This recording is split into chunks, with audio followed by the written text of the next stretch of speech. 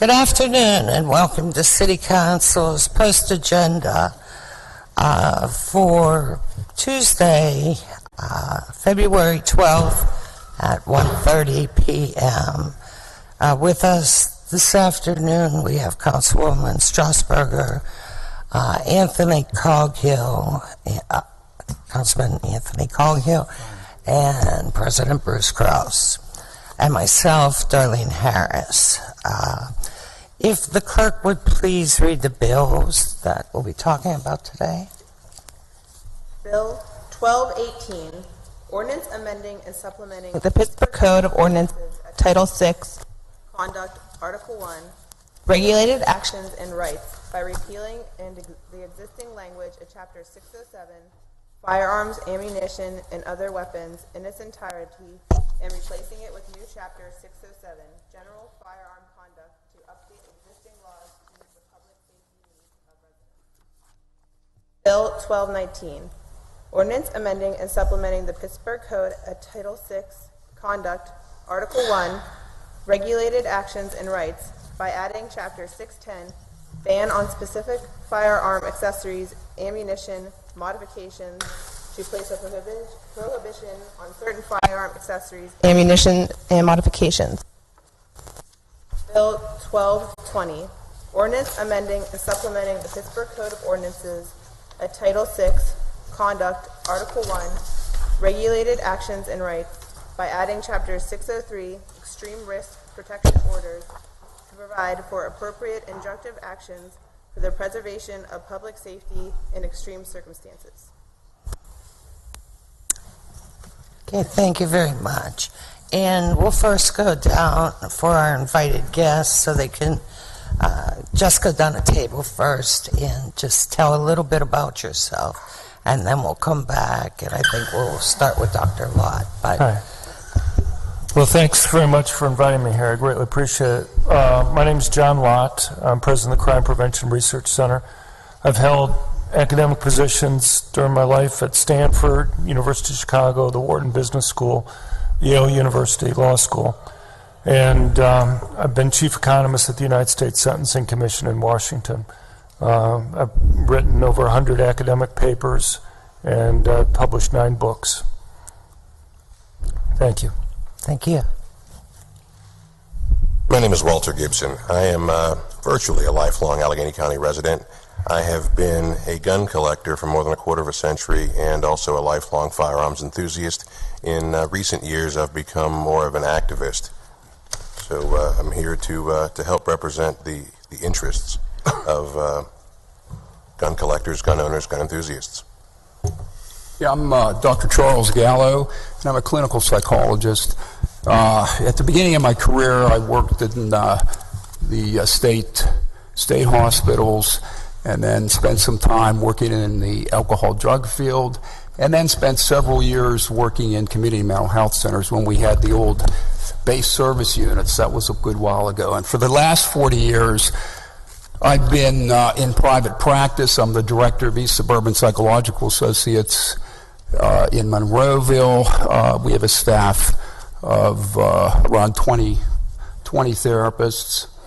I'm also a United States Concealed Carry certified firearm instructor, an NRA certified firearm instructor, and a range safety officer. In addition, I'm a consultant with Survival Mindset. Survival Mindset is an organization that teaches people how to survive active killers. And we've taught at the request of several businesses and several churches. And I am disappointed and saddened that so far we have not had a request from any synagogue. And that's something I would really like to see, because the training is extremely effective. And thanks for having us. Thank you. My name is Kim Stolfer. I've been involved in this political field for 35 years. I've endeavored to protect the constitutional rights. I am president of Firearms Owners Against Crime. I am vice president of Pennsylvania Sportsmen's Association. I am a certified firearms instructor and training counselor with the National Rifle Association and the American Society of Law Enforcement Trainers. I'm a United States Marine who fought for this country and a firm believer in the Constitution, the Bill of Rights, and the rule of law. My name is Sam DeMarco. I'm the Allegheny County Councilman at Large. I'm here to represent the constituents here in Allegheny County. We currently have 127,000 concealed carry permits. The legislation today before us as written would criminalize those folks, and I'm here to take and talk about this stuff. Hello, my name is Ronald Wabi Jr. I'm a Deputy District Attorney in the Allegheny County District Attorney's Office. We were invited here to participate here today. I've been with the Allegheny County District Attorney's Office for over 20 years. Thank you. And we have one other guest that he is going to try to be here, a retired state representative and retired chief of police for the city of Pittsburgh. So I'm hoping that he comes. I think we are going to start out with Dr. Lott. He brought slides. Right. Thank you. And I'm sorry, Councilwoman Cale Smith had just come into the room, so I wanted to make sure that. Hi. Well, again, thank you very much for having me here. My organization, Crime Prevention Research Center, we do a lot of research on guns and crime. We have academics at Harvard and University of Chicago, Wharton, Yale, other places. And I'm just going to talk a little bit about some of the research that we've done on different issues. I have to just make a general comment before I get into this, and that is there's some issues with how this is drafted, these particular ordinances. It was mentioned earlier, for example, there are exceptions for being able to go and carry, but the part of the state statutes that are referenced don't exist. I'm sure it's just a mistake in terms of the drafting that's there, and I understand it's going to be fixed, but it's kind of hard to know exactly how some of these things are going to be fixed or not in the final things. So I'm not going to, assuming that they're going to be fixed, I'm not going to be concentrating on those discussions when I go through this. So we just had this horrible thing in October, the Pittsburgh synagogue shooting. And everybody here wants to try to stop these types of things from happening. And I understand the normal reaction is to say, well, if we can simply get rid of guns, these types of attacks aren't going to happen. The thing is, if you look around the world, even in places that have extremely strict gun control laws, as I'll show you in a minute, we have rates of mass public shootings that are similar to what we have here in the United States. People who plan these attacks are often planning these attacks at least 6 months, sometimes a year, sometimes 2.5 years. The Newtown killer, for example, was planning his attack 2.5 years prior to the attack occurring. And when you have people planning attacks that far in advance, it's very difficult to stop them from getting a hold of weapons or other things that they're going to be using to do these attacks. One thing that you see in terms of the motivation for these killers is it's very consistent. These people want to commit suicide, but they want to commit suicide in a way that's going to get the media attention. And they know that the more people they kill, the more media attention that they're going to get. You take something like the Newtown killer.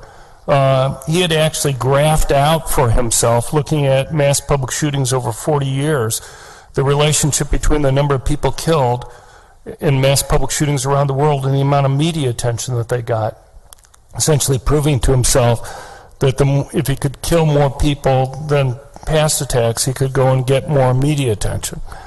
And we'll talk more about this in a little bit, but the question is, what can you do to try to take away that gain that they have in their mind? And I would argue you essentially have to think of things, it'd be great if we can identify these individuals beforehand, but what you find is that it's very difficult to identify these individuals beforehand. And the question is kind of what's your backup plan, and are there things that you can do that can reduce the carnage when it happens to take away this gain that they think they're getting in their mind in terms of publicity. So I just want to briefly mention mass public shootings around the world. We put together a database mass public shootings from 1998 through 2015, using the traditional FBI definition of mass public shootings. That's basically 4 more people killed in a public place, not involving some type of other crime like a gang fight over drug turf or another type of crime like robbery. We don't believe we have all the cases outside the United States, and I could go through that, but there are at least 2,354 mass public shootings outside the United States during this period of time. This doesn't involve any type of guerrilla warfare, doesn't involve government actions, and there were at least almost 5,000 shooters. Compared to the United States, over that period of time, there were 53 attacks and 57 shooters. The United States makes about 4.6% of the world's population, but we make up less than 1.1% of the mass public shooters, about 1.5% of the mass public shooting murders, and about 2.2% of the attacks. We have the data publicly so people can go through and look at the individual cases from around the world, as well as showing the news stories for each one of the cases. Do we have a copy of this PowerPoint? Yes, be happy to. They have it there, and I'm sure they'd be happy to make. Just want to make sure we all get a copy. Sure. And this is just one of the pieces of information we have. This is the per capita rate of mass public shootings by region.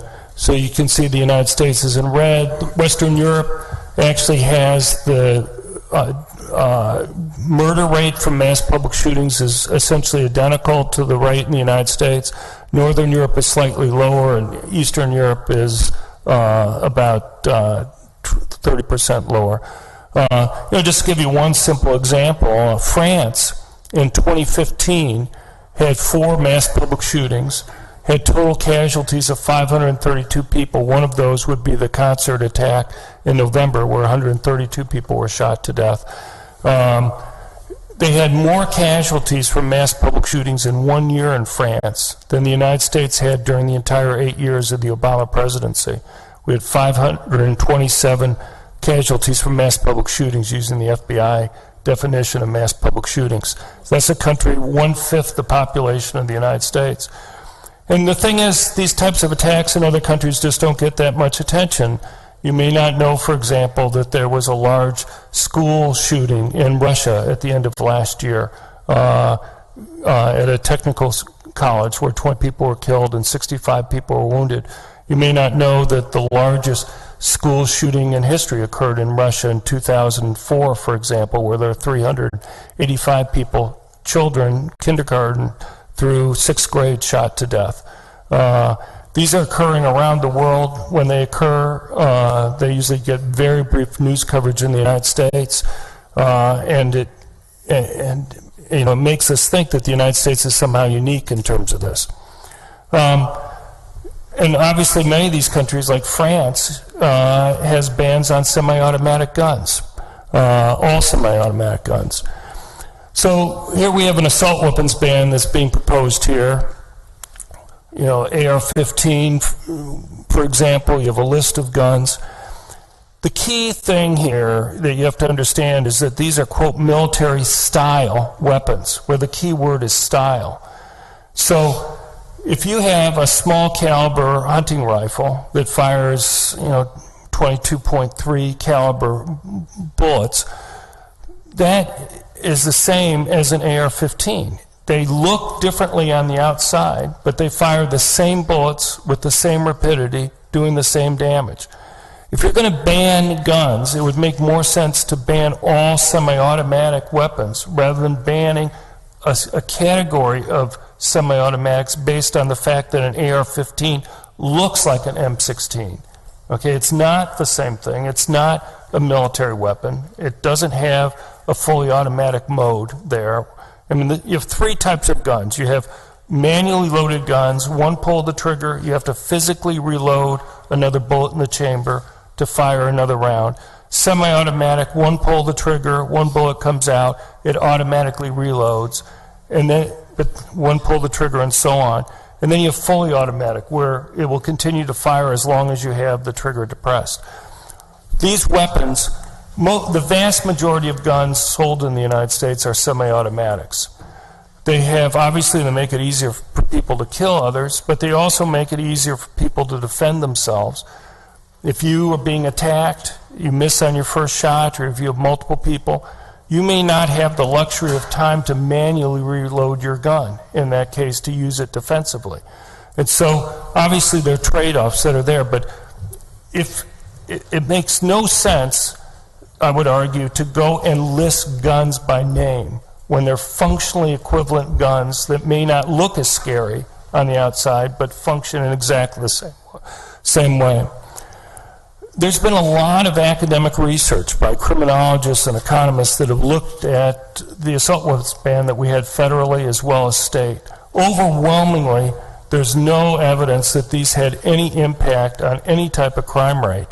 And you can look at studies that were even funded by the Clinton administration. One by criminology professors Chris Koper and Jeff Roth was the major study that they did.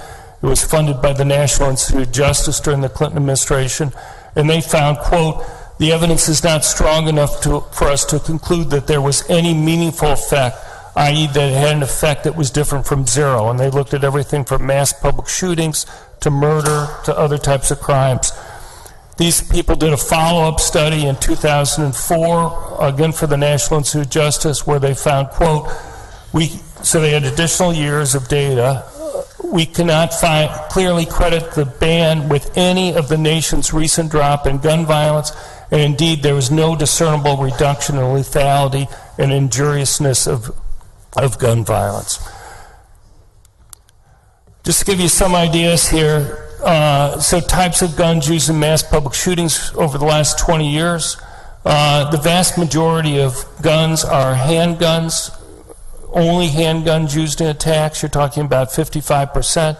If you look at rifles, they make about 12% of the attacks where you only have rifles used. And these are all types of rifles, not just ones that would be categorized as assault weapons. And then you have only shotguns in about 3%. And then you have handguns and rifles, or handguns and shotguns, or all three types of weapons. Interestingly, the attacks that have by far the most casualties are the ones that involve multiple types of weapons being used. The casualty rate when you have multiple types of weapons used is about twice the rate of casualties that you see, or murders, than when you only see rifles used. One thing that's interesting is just the percent of mass public shooters who are seeing mental health care professionals prior to their attacks over this period of time. 42% were actually seeing mental health care professionals prior to, 58% were not. But the other thing that's interesting is that not one of these cases were the mental health care professionals who are seeing these individuals able to identify them as a danger to themselves or a danger to anybody else. You know, we talk about mental illness, and we're going to be talking about the red flag laws in a couple minutes. But, you know, it'd be great if we can identify these individuals beforehand. It's just there's a whole academic literature about how difficult it is to go and identify people who have mental illnesses as a danger to others. And one of the reasons why it is that people with mental illness actually tend to be less violent on average than the general population, and they tend to be more likely to be victims of violent crime themselves than the general population. Police One is the largest private organization of police officers in the country. They have about 450,000 members, 380,000 full-time active law enforcement, 70,000 retired.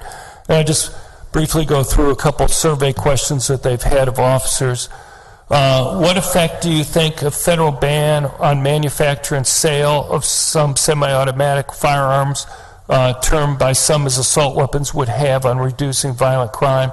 71% of officers nationwide, and this is similar in other surveys, but other surveys of law enforcement are smaller in terms of sample size, said that it would have no effect. About 21% actually thought it would be detrimental. Do you think a federal ban on manufacture and sale of ammunition magazines that hold more than 10 rounds would reduce violent crime? 97% of police officers said they would have no effect. Just as an aside, before I go into this more, when you talk about trying to control things like magazine size, you have to realize how simple of an item we're talking about here. They're a box with a spring in it. I've seen people stamp out and fold and put together a magazine in less than 2 minutes. It's very difficult when you're talking about something that's that incredibly simple to put together, to try to go and control access to people receiving. Now, one thing that you can't be anything but struck by when you're looking at these mass public shootings is the planning that goes into these attacks. And one of the things that you see frequently mentioned in any type of diaries or other statements that these killers make is the choice of target. And one of the things that go into the choice of target is picking areas where they don't believe people are going to have guns, or that the potential victims that they're going to be able to go after are going to have guns. If you look at mass public shootings since 1950, you're talking about 98% of the mass public shootings have taken place in those areas where general citizens have been banned from having guns. And again, I mentioned the desire to commit suicide, but to do so in a way that's going to get them attention. I can go through, surely you guys have heard about many of these types of attacks. The Batman movie theater shooting attack in Aurora, Colorado. There were 7 movie theaters within a 20-minute drive of the killer's apartment. Only one of those movie theaters posted signs banning permitted concealed handguns. That's the one he went to. The Lafayette movie theater shooting in Louisiana. 6 movie theaters. He went to the one that posted signs banning permit concealed handguns. You look at the mall shootings in Omaha, Nebraska. 8 enclosed malls. Only one of the enclosed malls had signs banning permit concealed handguns. It was the mall furthest from his home. That's the one he went to. Kansas City mall shooting, a similar story. Salt Lake mall shooting, similar story. Oregon mall shooting, similar story. At some point when you look at these things, even if you ignore the explicit statements that these killers make, you can't come away with thinking about these things being random in any type of way. The Batman movie theater shooting, there were 7 movie theaters showing the premiere of the Batman movie theater. He didn't go to the movie theater that was closest to his home. He didn't go to the one that had the largest auditoriums. He went to the only one that posted signs. If you read his manifesto that he had there, his first target was going to be an airport. He investigated, saw that they had armed security that was there, and he decided not to go there because of that. And I could go on and talk about many of these cases that are there. If you, again, a survey of the police, considering particulars of recent tragedies like Newtown and Aurora, what level of impact do you think legally armed citizens could have made? Choose the statement that you feel is most accurate. 80% of police officers think that casualties would likely have been reduced if you had allowed citizens with concealed carry permits. Another 6% said that it's possible it could have been eliminated altogether. 6% of whom? Who of the police officers. It's the same Police One survey that I was referring to earlier. In the other sources, you have those listed somewhere? I'm sorry, I just wanted to know. I think the councilwoman is questioning the sources of your data. You don't identify the sources of your data. Yeah, I do. This is the Police One survey that I was talking about. That's what I was referring back to. This is... And that's for all this information? No. This is survey, the officer survey. I want to be clear. Sure, no, I understand.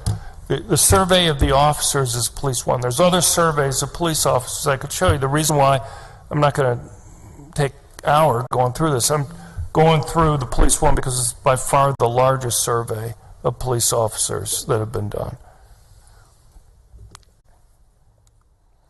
And this is a survey, it was published in Regulation magazine, of economists and criminologists who have published peer-reviewed academic research in academic journals. And they were asked this particular question: are gun-free zones area where civilians are banned from having guns more likely to attract criminals than to deter them? For economists, if you kind of force people to make a decision, you have 83% said that gun-free zones attract mass public shootings. 17% said no. With regard to criminologists, it was much closer, but 50% said that it attracted them. 51% said it attracted them. 46% said no. Now, just one question, I think, since we're talking about guns, that I think helps crystallize this, though it applies for other types of gun control laws, and that is, can you name one place in the world that's banned guns and seen murder rates go down or even stay the same? Whether you're talking about banning all guns or all handguns, every place in the world, whether it be places like Washington, D.C. and Chicago in the United States, or whole countries, every single time where we have data both before and after the ban, murder rates have gone up. And they've often gone up by very large amounts. In the case of Washington, D.C., you can go and see this is D.C.'s murder rate relative to the other 50 largest cities in the country. Their murder rate was falling relative to the other countries prior to the handgun ban that went into effect in February 1977. It went up afterwards relative to those cities. You can see in Chicago, relative to the largest 10 other large 10 cities in the country, their murder rate was falling in the years prior to the ban, which went into effect in November 1982, and was rising after that. And we can look around the world. Now, one objection that people have to looking at places like Washington, D.C. and Chicago is they say it's not a fair test because criminals could go and get guns from the rest of Illinois or from Indiana or from Washington, D.C. and Chicago. And so they would say that unless you ban guns every place in a country, you can't expect it to work. Now, that may explain why the murder rate didn't go down as much as was promised, but it doesn't explain the increases that we've seen in those types of places. But you can look around the world where whole countries have banned guns. And I'm just going to show you some numbers from island nations, which in some sense would be the ideal experiment that you would have there, because you have no obvious neighbors that you can go and blame. And what you see, here's Ireland. Their gun ban went into effect in January 1972. You can see the changes in their murder rates before and afterwards. Now, a lot of this increase, particularly in the latter part of the period, is drug gang related. You can see here in Jamaica, Jamaica's gun ban went into effect in January 1975. Prior to 75, Jamaica's murder rate was almost identical to the murder rate in the United States. Afterwards, you can see the large increase that occurring right at that point in time. Now, the first spike there is largely political violence, and the particularly high levels at the end are drug gang violence again. But, the point is that gun bans haven't stopped people from being able to get guns. And even if you eliminate those two periods, the remaining period is still much higher. One thing that most people don't appreciate is how much violence in the United States is drug gang related, and how difficult it is to go and stop drug gangs from getting a hold of illegal drugs to go and sell. If I were to go, the major source of illegal drugs in the guns in the United States are drug gangs. If I were to click my fingers right now and cause all illegal drugs to disappear from the United States and all guns, how long do you think it would be before illegal drugs started coming back into the United States? If I lived in a place like El Paso, 20 minutes? How long do you think it would be before they'd start bringing in guns to protect that valuable property? They'd bring them in at the same time. It's not like drug gangs can go to the police and say, this other gang stole our drugs. Can you help us get them back? They have to go and essentially have their own military to protect that valuable property. You look at a country like Mexico. I had to testify before the federal Senate and House about a year ago. They have had one gun store in Mexico since 1972. The most powerful rifles that you can buy in Mexico are 22 caliber guns. These are not the weapons that the drug gangs use. And yet Mexico regularly has a homicide rate that's about 5 times higher than what we have here in the United States. The drug gangs, just as they bring in drugs from the rest of the world, bring in the weapons that they need to go and protect that valuable property that they have there. Here's the UK. Their handgun ban went into effect in January 1997. In the next 8 years, their homicide rate rose by 50%. It then fell after that, going back down to what it was beforehand. But that was only because they had a 14% increase in the number of police officers within a 2-year period, an 18% increase in the number of police officers over a 4-year period of time. And that is basically what caused it to go back down. There's a simple point here. We have to be careful when we pass gun control laws that we don't primarily disarm law-abiding good citizens. The reason why every time in the world where you ban guns that you see an increase in murder rates is because if it's primarily law-abiding good citizens who obey the laws, not the criminals, even if you reduce the guns for the criminals somewhat, if it's mainly reducing it for civilians, you make it easier for the criminals to go and commit crimes. And I just want to finish up by talking about the red flag laws. You know, the interesting thing when I was reading this, the proposed red flag bill that you ordinance that you have, is it wouldn't have stopped Robert Bowers from, he wouldn't have been caught in this. He hadn't done any of the things, hadn't committed any crimes previously, didn't have any DUIs that he'd been arrested for, or any of the other things that you listed there. The same thing's true in Florida. Nicholas Cruz, he wouldn't have been caught by the red flag law if it had been in effect there. The police that had visited his house 93 times, or 39 times, didn't even take him in for questioning in any of the times that they visited his place. In Florida, it would have been up to the police to go and institute the red flag provisions that were there. You know, and I'll just also mention many and possibly almost all the determinants that you have in your thing for instituting this extreme risk protection orders already make it illegal for one to have a gun, so I'm not really sure what the point that's added.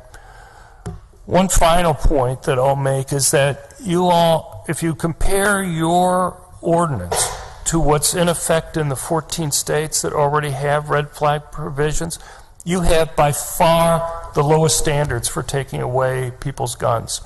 And what you have here, if you look at state laws, the lowest standard for having, after you have a hearing, for taking away somebody's guns is the preponderance of the evidence. What you all have in this case is, let's see if I can just remember here, is probable cause. And for termination of it, again, the other states, the lowest, most of them have clear and convincing evidence that the person's a danger to either get the extreme risk protection order, you know, hearing, or to maintain it. You've almost reversed this, because what you are saying, clear and convincing evidence that the person is not a danger.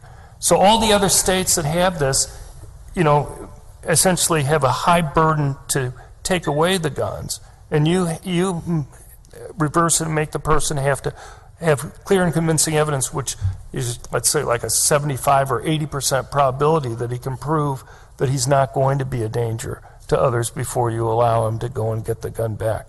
Just something to think about in terms of legal challenges that you might be facing, even beyond the preemption laws that you have here in Pennsylvania. Anyway, you know, I'm happy to take questions that you have here. Get that one first, please. Okay. We'll hear from the others before we ask questions. So just Yes. Okay. We'll ask We'll make sure the questions public afterwards, so just jot your questions down. Walt